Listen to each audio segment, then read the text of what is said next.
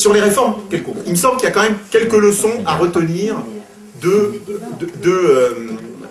ce qui se passe. D'abord, il me semble qu'il y a quelque chose qui est vraiment inquiétant en France, c'est la dérégulation croissante de la médecine de ville.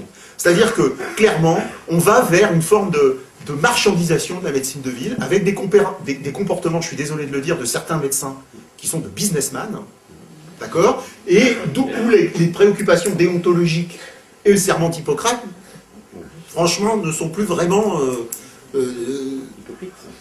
oui, ou hypocrites, ou plus efficients en tout cas. Voilà. Et donc, et là, clairement, enfin là je le dis, la majorité de droite, clairement, là, actuelle, et surtout parce qu'elle est en difficulté politique, et que le corps médical est une de ses clientèles électorales, va tout lâcher.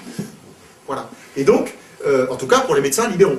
D'accord ? Et donc on a une vraie dérégulation de la médecine de ville. Alors ce qui est d'autant plus inquiétant, c'est que cette dérégulation de la médecine de ville va avec une privatisation croissante de ce qu'on appelle les soins courants, du financement des soins courants. En gros, vous le savez, quand vous allez chez le médecin généraliste pour un rhume, une grippe, etc., vous êtes de moins en moins bien remboursé. En fait, l'assurance maladie obligatoire est en train de se désengager du financement des soins courants et de se recentrer sur les plus malades et les plus démunis. Voilà. Alors ça pose un problème économique, ça pose un problème social, mais ça pose un problème de santé publique aussi, mais ça pose un problème politique, parce que je trouve que c'est une machine, et ça c'est assez malin, si c'est voulu, c'est une machine à délégitimer l'assurance, la sécurité sociale. Pourquoi? Parce que, évidemment, le jeune cadre qui a des enfants, qui va chez le médecin, qui tombe rarement malade, ou des petites maladies, il va chez le médecin, il constate qu'il est de moins en moins bien remboursé.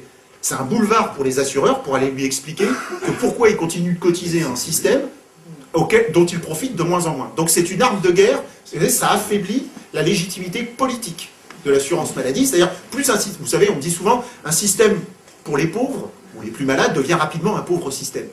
C'est-à-dire, et à l'inverse, un système universel est très solide politiquement. C'est d'ailleurs pour ça qu'aujourd'hui, quand on veut faire du social, on fait du social, ce que j'appelle assistentiel, c'est-à-dire toujours, il faut mettre le paquet sur ceux qui en ont le plus besoin. Alors je vous en conjure, faites attention, ça a l'air juste, ça a l'air d'être une bonne idée, c'est une très mauvaise idée. Hein, c'est la raison pour laquelle la direction du budget est très favorable à ce type de mesures, ciblées sur les plus pauvres ou les plus malades. Pourquoi? Parce que ça coûte moins cher, d'une part, et d'autre part, c'est réversible. C'est-à-dire qu'effectivement, ceux qui en profitent, c'est pas ceux qui financent, majoritairement. Donc, fragile politiquement. Donc, ça a l'air d'être une idée de gauche, et c'est une idée de droite. Donc, j'insiste sur cet aspect-là.